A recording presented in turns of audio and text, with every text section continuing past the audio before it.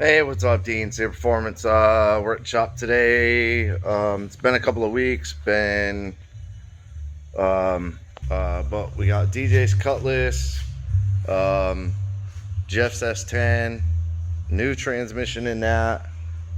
Seems to be working, other than the converter weld is off. But I would say, 95% complete on the Cutlass. I got the shorter belt. I made up the AC hoses. The system's fully charged. Exhaust is completely made. It's used 2.5-inch stainless, and what I ended up going all the way back to the muffler. And then I kept his over the axle pipes because there's so much that's going to get redone on the car. But you can see the tips are actually like super tight into the cutouts in the bumper. So they're tucked up in there nice. They're not way off on it. I got new wiper arms put in. I got a new wiper motor. There wasn't one even existing on the car, nor was any of the wiring done. The harness, I mean, like the factory harness wasn't even here. So I had to go through and go through like a bunch of schematics. And the older cars are, for me anyways, I found they were a little bit harder to find like a schematic on this. So I had originally thought the wiper switch would work off of like a power to the bottom, low and high, but kind of going through and looking and thinking that this is a 2-speed switch, but it also has washer, so it needs to trigger a different way than like just turn the switch on, which, you know, in a sense you probably could do, but the wiper motor itself actually grounds itself off this tab here. It grounds all the electronics in here to the body of the wiper motor, and you actually send, which this was the hard part, this center pole right here is actually power from the fuse box. So you see it's labeled 1, 2, 1. So this made it very confusing as to figuring out exactly which one it was. And I ended up finding a YouTube video. I believe he's like a mechanic or something. He had this exact motor on his bench, and he was like bench testing it. Basically exactly how you see it. Right here goes the washer pump for the squirters. So this is on order. It's not here yet, but it's on its way. But he had this exact one, and he took just like a I think he just took like a battery or battery charger or something like that, and he actually drew it out. This is 12 volt from the fuse. This is the lower terminal on the switch. This is the upper terminal on the switch. There's 3 terminals.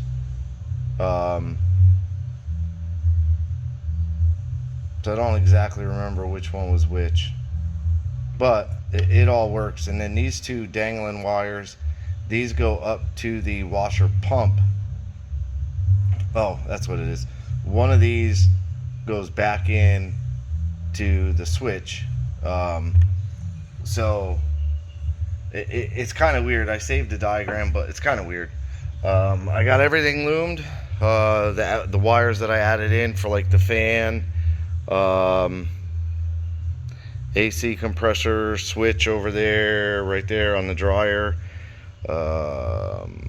The alternator, for some reason, the DR44G, typically, like if you don't hook up to like a factory harness where the ECU controls the voltage and stuff, the internal regulator, it'll default out to like a 13.5-ish kind of volts, which seems to work pretty good on most of the older cars and stuff. But this one, it wouldn't go over like a 12.4, 12.5. It would just kind of keep it right around there. It wasn't really enough to fully charge the battery.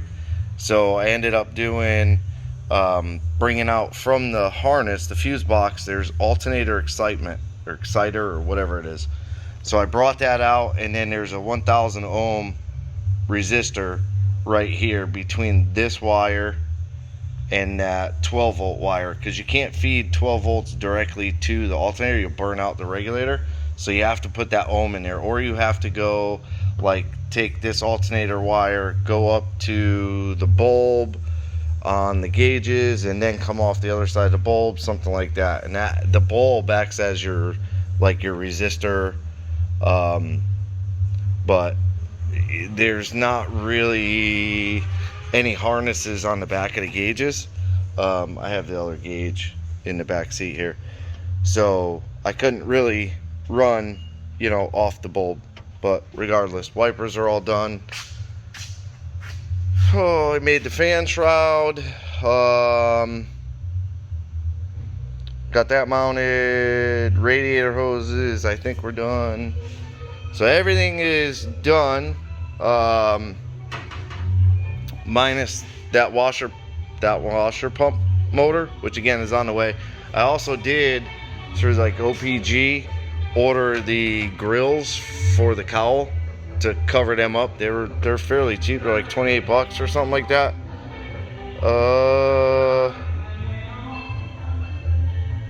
What else? Just a bunch of little things. Oh, I fixed the transmission pin for the reverse. And then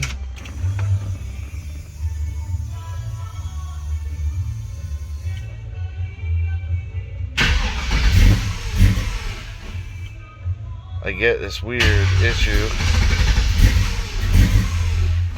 occasionally where it doesn't like to start for me, which is weird. It could be low fuel, but you can kind of see the attack is kind of freaking out on it a little bit.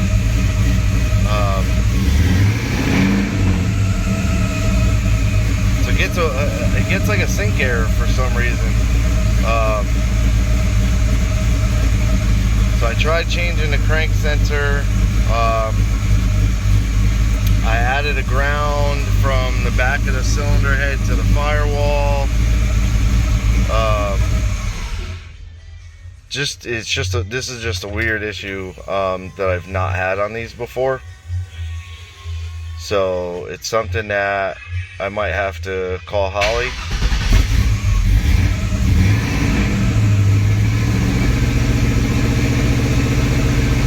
It's like,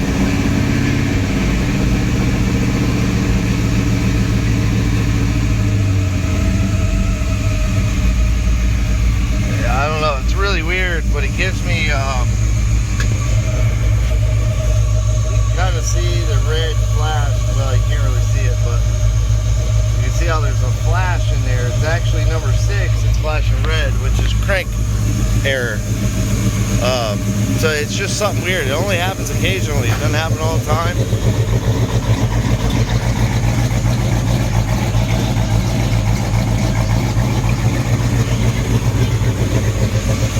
But other than that, occasional issue, which again, you know, it didn't even happen this morning. It literally, like, just randomly does it.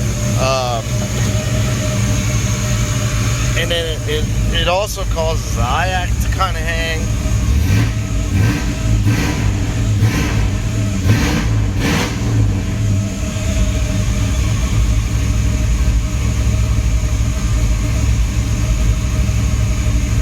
Just strange that it does that. So let's see if we can get it to go away.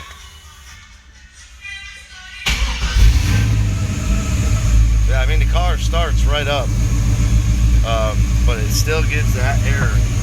You can see it. It's just weird. Kind of freaks everything out, but yeah, I don't know. And then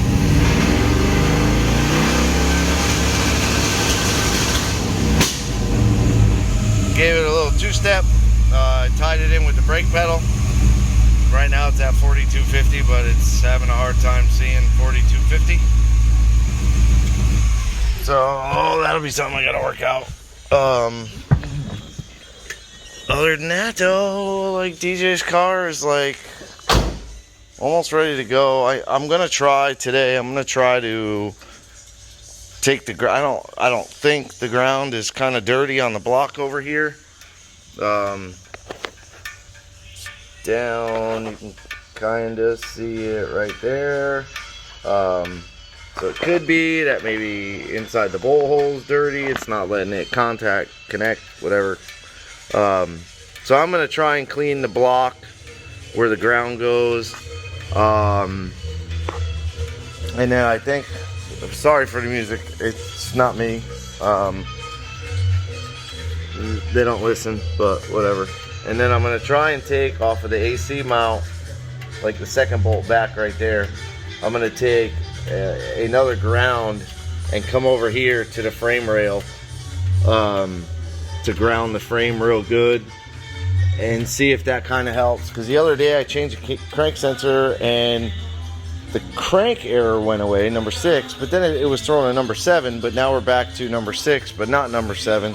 So it's just weird. It's random. It could just be a ground issue. These are real temperamental to ground, so if I don't have that perfectly clean,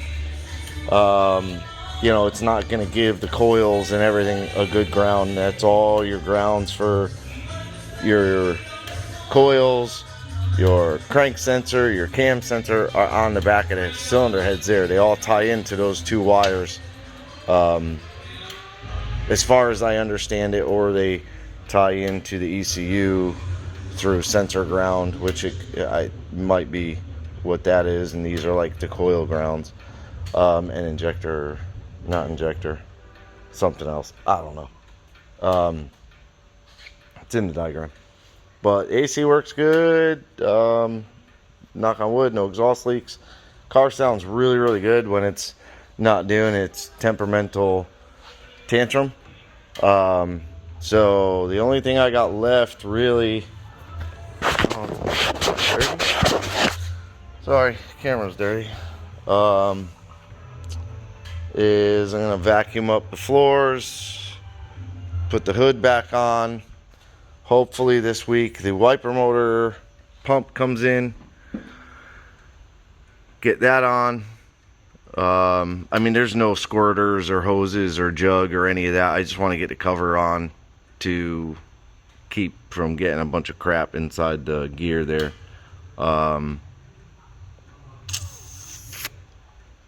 I mean, that's it. And I drove the car. It shifts good and everything. Stays probably, I don't think I saw it get over like 198 degrees. So I may adjust the fans to, or the fan, the one, it's a single fan, but it's a huge, I believe it's a Griffin radiator. So it's absolutely keeping the car perfectly cool. And when the fan comes on, it actually brings it all the way down to like 179, and the fan goes off. So I may adjust the fan to come on like a 205 and go off at like a 195, or 200, 190, something like that. It depends. I haven't driven it with the AC running because the belt was a little too short. But this is a 100-inch belt. I had a 101-inch belt on there, and the 100-inch is way better. Like, it has a ton of room for the tensioner to come up. It has no more belt slip or nothing. So all that's good. But yeah, I mean, all that's good. Jeff says 10, cranking away. I'll do a video on this, get another video out there. But yeah, I mean, we're plugging away and working as hard as we can to get things done. So once these are out, once these 2 are done and out, which is like right there, hopefully the end of this week, we'll have the Silver C5 over here, and I think the Escalade will be coming over to get the Duramax put in it. So stay tuned for that. I appreciate you watching. Give me a thumbs up, like, subscribe, leave a comment. Really appreciate it. Have a good day.